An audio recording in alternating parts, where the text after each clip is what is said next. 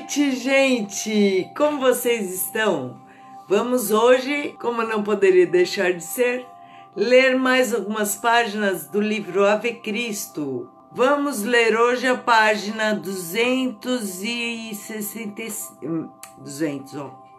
Apaga tudo. Vamos ler hoje a página 365.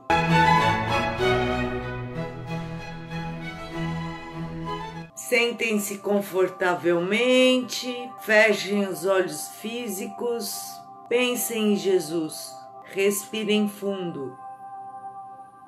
Mestre, amigo, mentores, pedimos a presença de vocês para lerem junto conosco mais algumas páginas do livro Ave Cristo.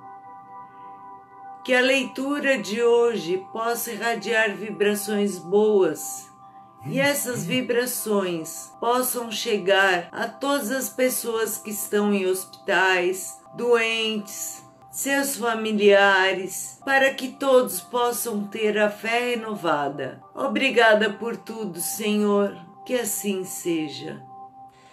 Bom, o Tassiano e o Celso, eles tentaram ir na casa da Lucila, mas foram varridos de lá. E o amante da Lucila começou a gritar que eles eram cristãos, que eles estavam tentando assaltar a casa da Lucila. Aí o que aconteceu? Todo mundo que estava passando ali na rua começou a cercar eles. Então vamos ver o que aconteceu agora.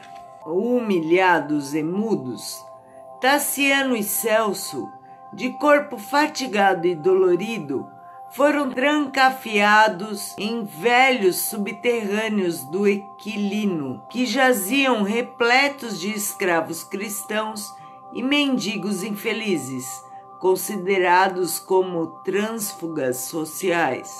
Para Tassiano, que tinha os olhos amortalhados em noturna sombra, os quadros exteriores não se mostravam fundamentalmente transformados. Mas Celso, embora firme na fé, verificou assombrado toda a angústia daqueles corações relegados ao labirinto dos cárceres, avaliando a extensão dos padecimentos deles. Aqui e ali, velhos deitados gemiam dolorosamente. Homens esquálidos encostavam-se a paredes enegrecidas, cobrindo o rosto com as mãos.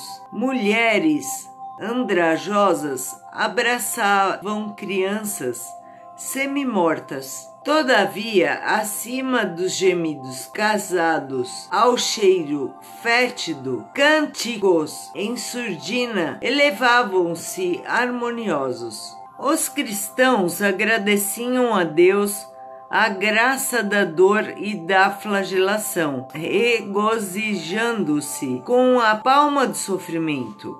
Celso encontrou suave encontro naqueles hinos, e Tassiano, entre a revolta e o tormento moral, perguntava a si mesmo de que milagroso poder estaria revestido o profeta Galileu para sustentar acima do tempo a fidelidade de milhares de criaturas que sabiam louvá-lo em pleno infortúnio, com absoluto olvido de miséria, da flagelação e da morte. 2 guardas corpulentos, providos de lanternas e de chuços, conduzindo-os a um cubículo, conversavam animados. Felizmente, todos os prisioneiros serão liquidados amanhã, informavam deles. A febre maligna reapareceu. Tivemos hoje 30 mortos. Eu sei, resmungou o outro. Os coveiros estão alarmados, e sarcástico acentuou. Admito que as próprias feras recusarão tanta pestilência. As autoridades estão agindo com sabedoria, disse o interlocutor. O espetáculo, como sabes, contará com alguns animais africanos. Entretanto, para que o povo não se impressione com os enfermos, teremos postes e cruzes em que os doentes sejam aproveitados como tochas vivas. Tassiano, desesperado, tentou ainda a última reação. Soldados! Clamou o digno. Não existem acaso juízes em Roma? É possível prender os cidadãos sem motivo justo e condená-los sem exame? Um dos soldados imediatamente lhe respondeu a pergunta com violento empurrão, localizando-os, por fim, numa cela estreita e úmida. Quinto Celso, auxiliado pelos mortiços raios da luz que de galerias afastadas chegava até eles, encontrou alguns trapos que se amontoavam no chão à guisa da cama e rogou ao pai adotivo descansassem um pouco. Daí a instantes, um carcereiro de fisionomia selvagem veio trazer a ração do dia, alguns pedaços de pão negro e água poluída que o rapaz sedento bebeu a goles largos. Conversaram ambos longamente, reportando-se o jovem aos imperativos da conformação e da paciência, que o cego escutava constrangido, como se devera sorver o véu da mais deslavada injustiça, sem direito à mínima reação. Muito mais tarde, quando julgaram haver chegado a noite, dormiram enlaçados um ao outro, tocados de inquietantes perspectivas. No dia imediato, porém, Celso amanheceu febril, acusava dores por todo o corpo, tinha sede e cansaço. Tassiano, aflito, apelou para o carcereiro, suplicando-lhe medicação adequada, mas não obteve senão água lodosa que o moço tragava sofregamente. O filho de Varro, de alma ansiada, passou o pensamento pelos tempos idos, relembrando a casa farta e os dias venturosos, refletindo, entretanto, com mais intensidade nas duras provas que lhes haviam castigado os pais queridos. Como pudera o genitor sobreviver por tantos anos às tempestades morais que lhe desabaram sobre o destino? Experimentou imenso remorso pelos dias que perdera, entronizando a si mesmo no mentiroso altar da vaidade. Como pudera crer-se superior aos outros homens? Ponderou o martírio de quantos, como ele mesmo, estariam reclusos naqueles subterrâneos infectos, garroteados pela perseguição que não mereciam. Ainda que lhe não fosse possível aceitar o cristianismo, por que não se decidira a penetrar o desventurado campo da miséria do seu tempo? Quantos escravos tinha visto amargando pavorosas aflições, junto de filhinhos doentes ou quase mortos? Quantas vezes proferira ordens iníquas, tiranizando enfermos no serviço rural? Teve a impressão de que velhos servidores se levantavam em sua própria mente e riam-se agora de sua dor. A respiração ofegante de Celso atribulava-o, porque a febre lhe poupava o corpo, preferindo-lhe o filho de coração. Por que não nascera ele, Tassiano, entre os escravos misérrimos? A servidão ter-lhe-ia sido um bálsamo. Achar-se-ia então eximido das terrificantes recordações que lhe intervinham a consciência. Com as lágrimas a lhe saltarem dos olhos, afagava Celso, consolando-o. Algumas horas passaram, marcando expectação e tortura, quando todos os reclusos receberam ordem de remoção. Abertas as grades, saíram grupo a grupo sob os gritos dos guardas que cuspinhavam pragas e insultos. Os mais fortes vinham algemados com extensas feridas nos pulsos. Todavia, a maior parte deles constituía-se de enfermos cansados, de mulheres subnutridas, de crianças esqueléticas e velhos trêmulos. Ainda assim, todos os prisioneiros sorriam contentes. É que tornavam ao sol e ao ar puro da natureza. O vento fresco na via pública reanimava-os. Celso sentiu prodigiosamente reavivadas as energias. Recobrou o bom ânimo e guiava o pai com a ternura de sempre.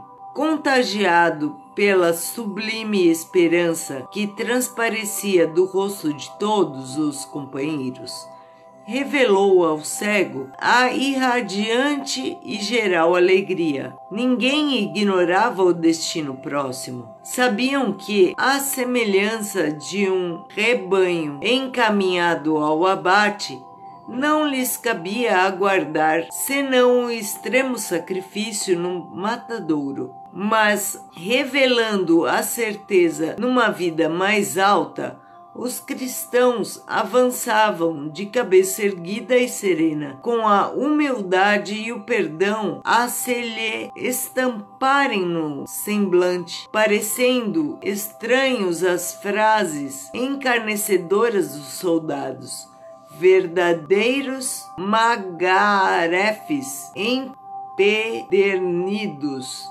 no ofício da morte. Depois da marcha forçada, avizinharam-se do anfiteatro, onde imundo recinto lhes aguardava para o espetáculo noturno. Celso, deslumbrado, contemplou o anfiteatro flaviano, que se erguia imponente, depois de valiosa restauração mandada efetuar por Alexandre Severo. A fachada, dividida em 4 pisos, ornava-se nos 3 primeiros com meias colunas dóricas, jônicas e coríntias. Olha, vocês estudaram História da Arte para saber o que é uma coluna dórica, uma coríntia e uma jônica? Eu vou pegar na internet e depois eu coloco aí para vocês. A coluna é a mesma, só muda a base, em cima e embaixo.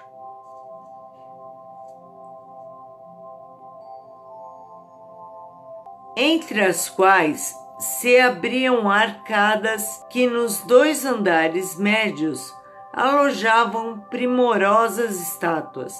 Tudo emprestava austera grandeza àquele monumento arquitetônico.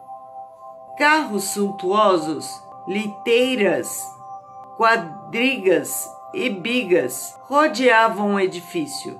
Quem observasse desprevenidamente semelhante colosso que poderia imortalizar a glória de uma raça, não suspeitaria de que ali um grande povo não sabia senão cultivar a curiosidade e a orgia, a brutalidade e a morte.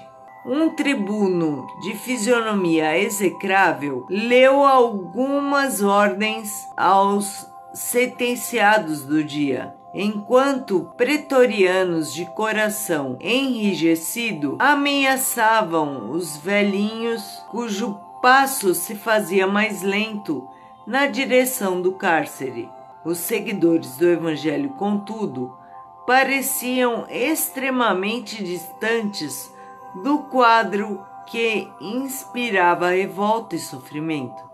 Homens esfarrapados abraçavam-se felizes e mulheres de feições macilentas osculavam os filhos com o entusiasmo de quem se aprestava para um encontro com a felicidade perfeita. Não haviam podido cantar no trajeto entre a masmorra e o anfiteatro, mas assim que se viram unidos numa cela enorme, da qual podiam marchar para a morte, entoaram hosanas ao Cristo, com o júbilo de criaturas eleitas para o esplendor do triunfo supremo, em que iriam receber a coroa da imortalidade. De outras prisões chegaram novos contingentes, e dentre os recém-chegados, Celso Feliz descobriu Erato Marcelino, o amigo de Enio. Fora detido na noite de véspera, quando ouvia o evangelho no cemitério de Calisto. O reencontro constituía uma bênção. Até mesmo Tassiano, que se mantinha circunspecto e angustiado, experimentou súbito reconforto. O ancião da vila ostiense narrava com ventura a sorrir-lhe nos olhos como fora recolhido à masmorra, e reafirmava o seu reconhecimento ao céu pela graça de ser permitido receber a vitória espiritual através do martírio. Arte e curiosidade alegre de todos os que o rodeavam, exibiu pequeno fragmento de um rolo encebado e leu as belas palavras da primeira missiva do apóstolo Paulo aos Tessalonicenses. Regozijai-vos sempre. Bem-humorado, informou contente: irmãos de minha existência de quase 80 anos, este pedaço dos sagrados escritos é tudo que me resta. E assentou: rejubilemo-nos. Quem vive no Evangelho encontra a divina alegria. Dos milhões de chamados neste século, fomos nós os escolhidos. Louvemos a glória de morrer à maneira do óleo que queima na mecha para que a luz se resplandeça. As árvores mais nobres são reservadas à formação do pomar. O mármore mais puro é destinado pelo artista à obra-prima. Num arroubo da alma, observou: os grãos mais sadios da fé viva transformam-se nos dentes das feras em alva farinha, para que não falte o pão da graça à mesa das criaturas. Cresça em nós a esperança, pois está escrito: sê fiel até a morte, e eu te darei a coroa da vida. Nota do autor: isso está escrito em Apocalipse 2:10.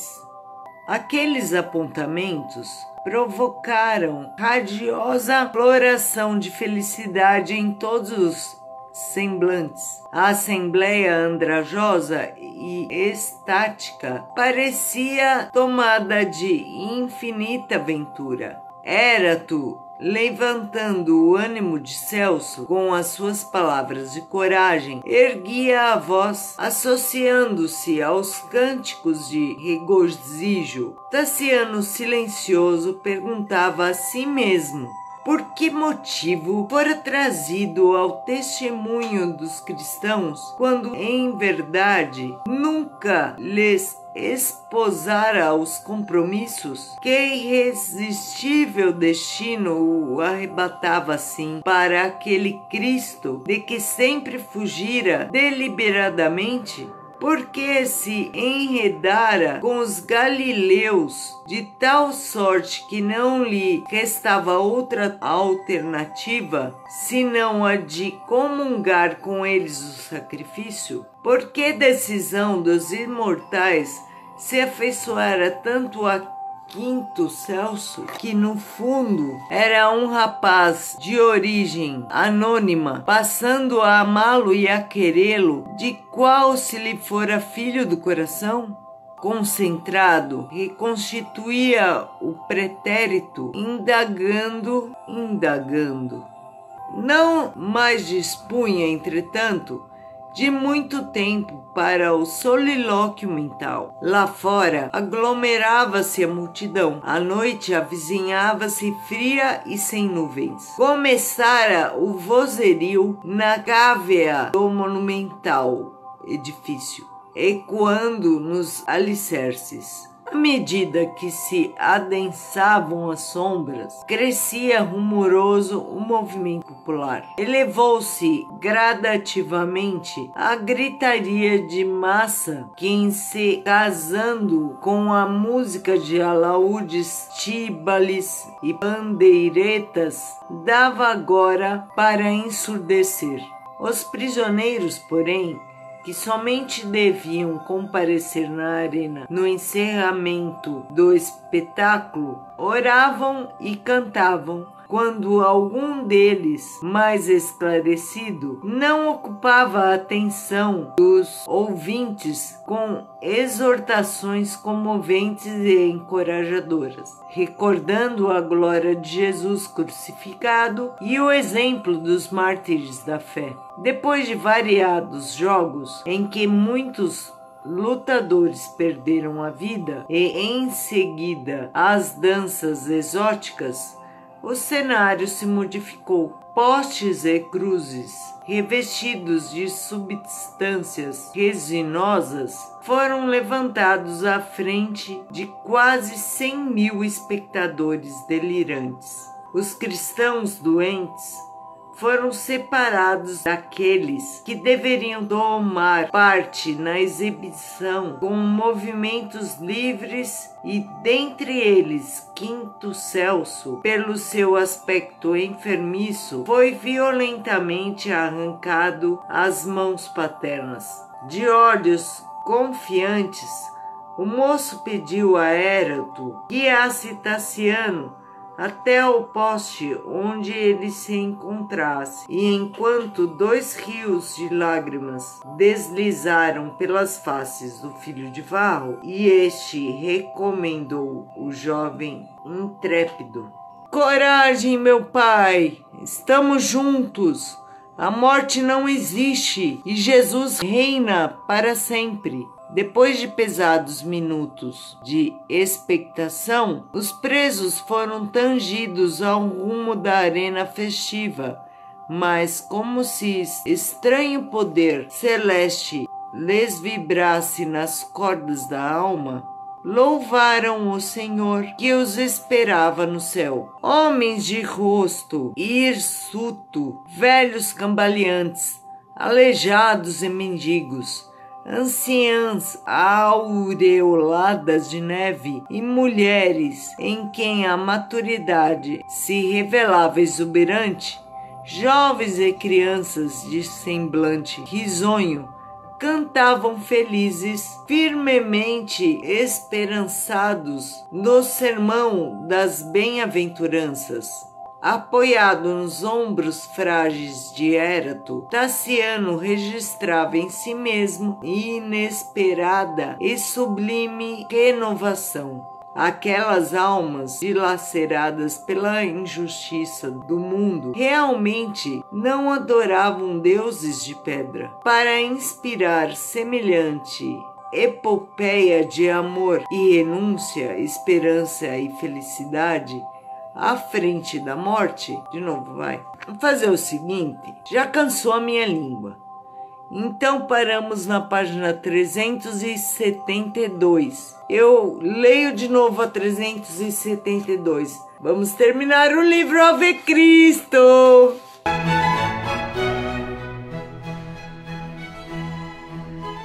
Jesus querido, mentores, obrigada pela leitura de mais algumas páginas e já está acabando o livro. Que as vibrações que saíram daqui possam ter sido boas e que possam chegar aos seus destinatários. Obrigada por tudo, Mestre, que assim seja. Próximo livro vai ser Cidade no Além. Espero vocês, tá bom? Bom dia! Vamos ler mais algumas páginas do livro Ave Cristo?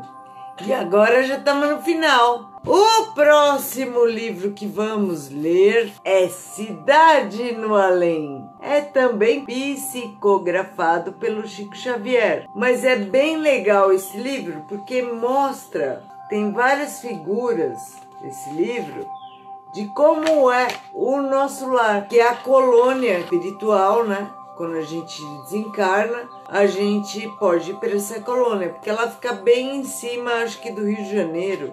É um livrinho curtinho, mas é muito legal.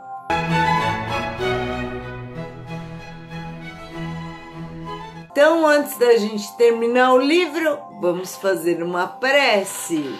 Sentem-se confortavelmente, fechem os olhos físicos, respirem fundo. Vamos acalmar os pensamentos, pedindo a presença do Mestre Jesus e dos mentores, que fiquem conosco e nos ajudem a ler mais algumas páginas do livro Ave Cristo, onde encerraremos essa obra e aguardaremos para que da próxima vez possamos ler o livro Cidade no Além. Que possam sair daqui vibrações boas, vibrações de paz, de ânimo, e que essas vibrações possam chegar a todas as pessoas que estão em hospitais, seus parentes, todas as pessoas que estão doentes, para que tenham a fé renovada e saibam que tudo vai passar. Temos que ter fé, confiança e sabermos que não estamos sozinhos. Obrigada por tudo, Senhor, e que assim seja. O Tassiano está junto com o Quinto Celso numa arena. Então eles estão agora mostrando, falando pra gente o que está acontecendo. Porque eles vão ser mortos, mas não vão ser somente os dois. Eles pegaram vários cristãos e estão levando todos para serem mortos. E eles estão contando aqui o que está acontecendo. Então vamos voltar um pouco. Eu já tinha lido isso da última vez, mas vamos voltar para a gente não ficar perdido. Homens de rosto hirsuto e velhos cambaleantes, aleijados e mendigos, anciãs aureoladas de neve e mulheres em quem a maturidade se revelava exuberante, jovens e crianças de semblante risonho, cantavam felizes, firmemente esperançados no sermão das bem-aventuranças. Apoiado nos ombros frágeis de Érato, Tassiano registrava em si mesmo inesperada e sublime renovação. Aquelas almas dilaceradas pela injustiça do mundo realmente não adoravam deuses de pedra. Para inspirar semelhante epopeia de amor e renúncia, esperança e felicidade, à frente da morte, Jesus deveria ser o enviado celeste a reinar soberanamente nos corações. Mergulhara-se-lhe a alma em misteriosa alegria.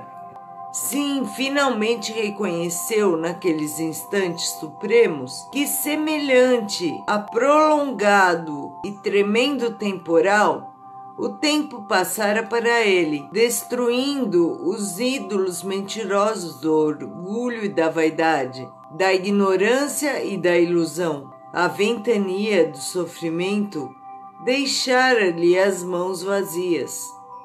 Tudo perdera, estava só.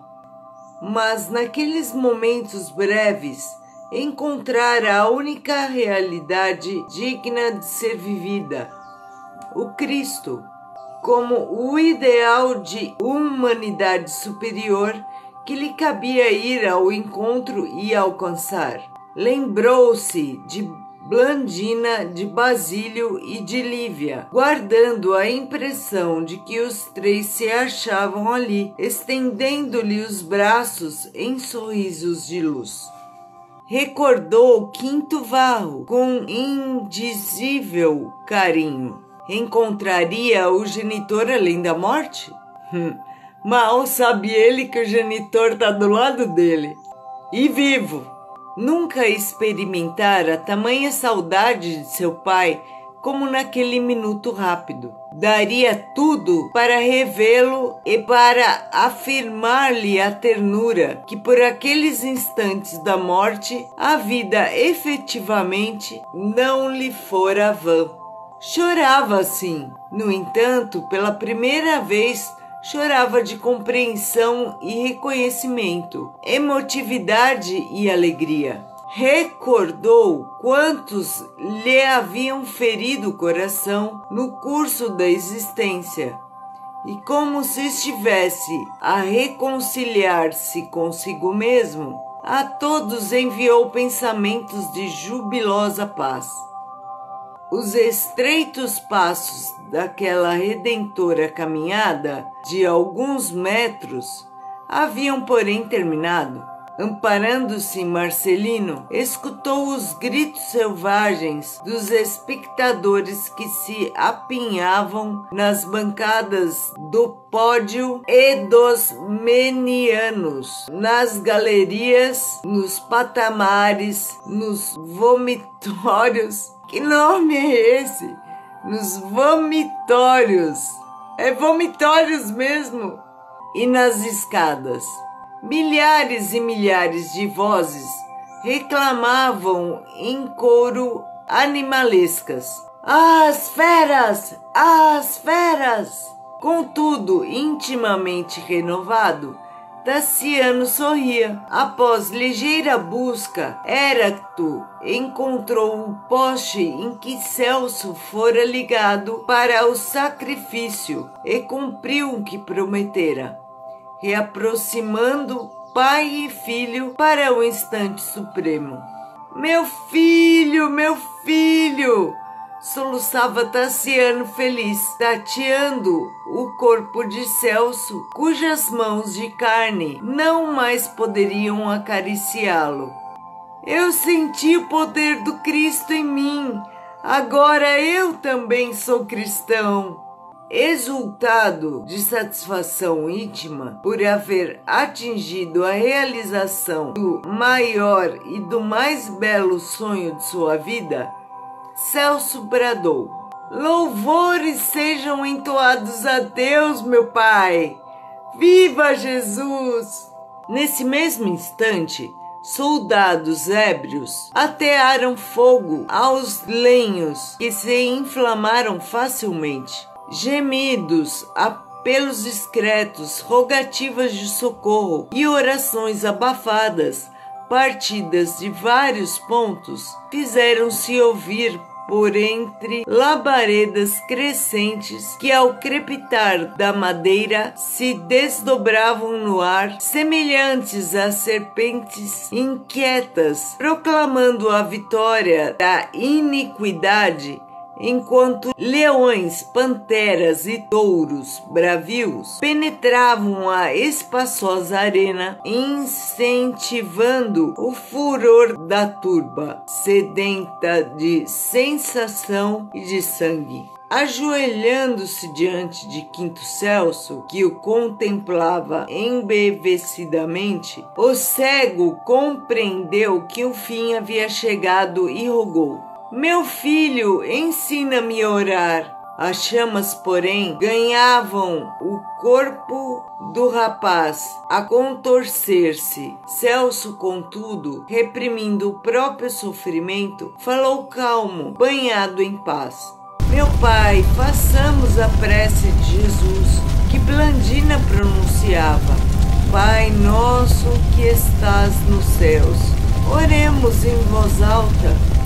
As feras esfaimadas, abocanhavam corpos e estracinhavam vísceras humanas aqui e ali.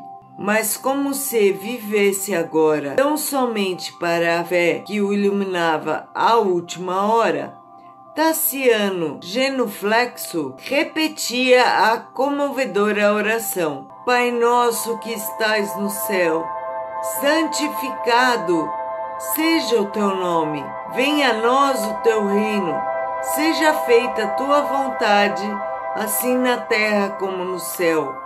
O pão nosso de cada dia dai-nos hoje. Perdoa as nossas dívidas, assim como perdoamos aos nossos devedores.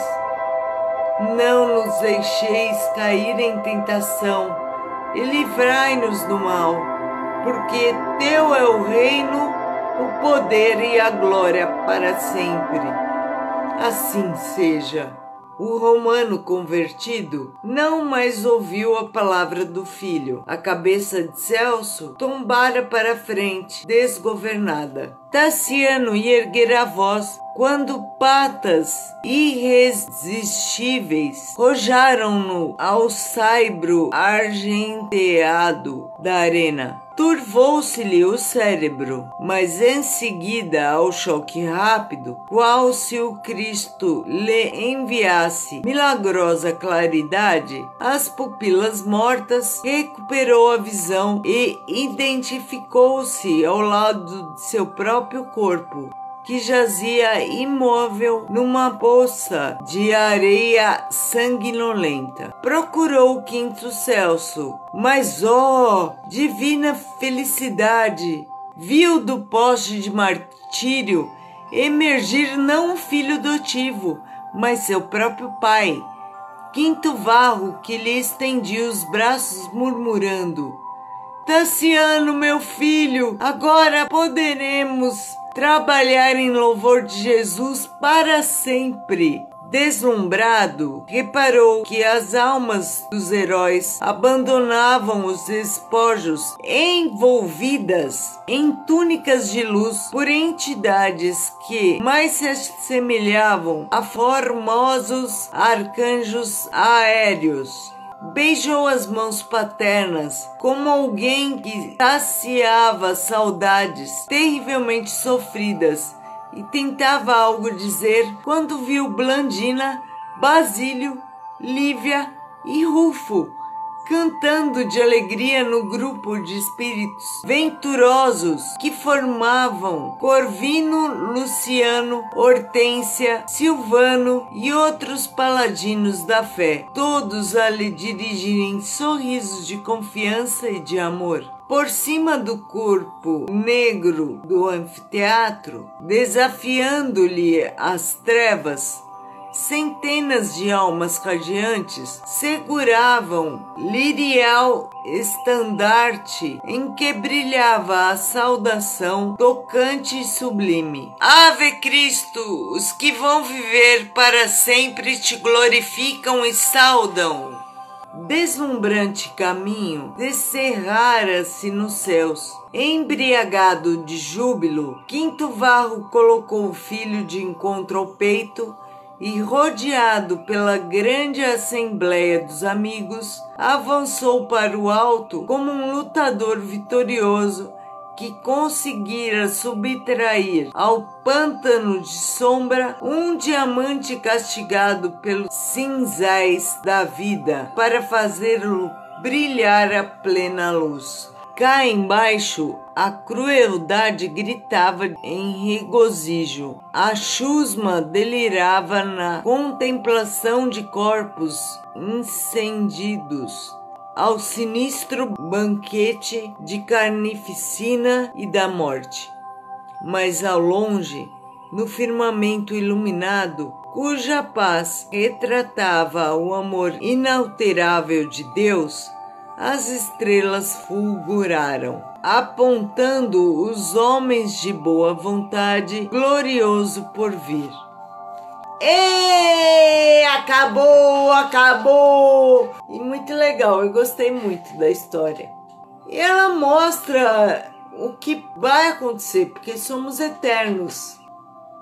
Agora, o que é cruel, você vê que muita coisa, desde a Roma antiga, a gente precisa mudar e ainda não mudou. Como, por exemplo, aquele negócio lá. O cara matou o outro, mas deu propina, então ele não é preso, não acontece nada com ele. A gente sabe que, infelizmente, acontece isso ainda aqui, nessa época. Então, vem desde lá de trás isso. E não foi modificado. E deveria, né? Então isso é uma coisa.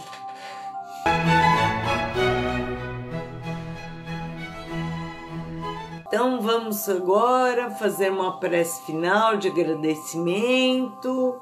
Vamos fechando os nossos olhos, respirando fundo. Senhor Jesus, mentores, obrigada por lermos esse livro tão importante que nos trouxe tanta paz. Que as vibrações que saíram daqui possam ter chegado aos seus destinatários. Obrigada, Senhor, por estar sempre conosco, nos auxiliando, nos amparando, nos dando forças para continuar a caminhada. Obrigada, Senhor. Obrigada, mentores. Que assim seja.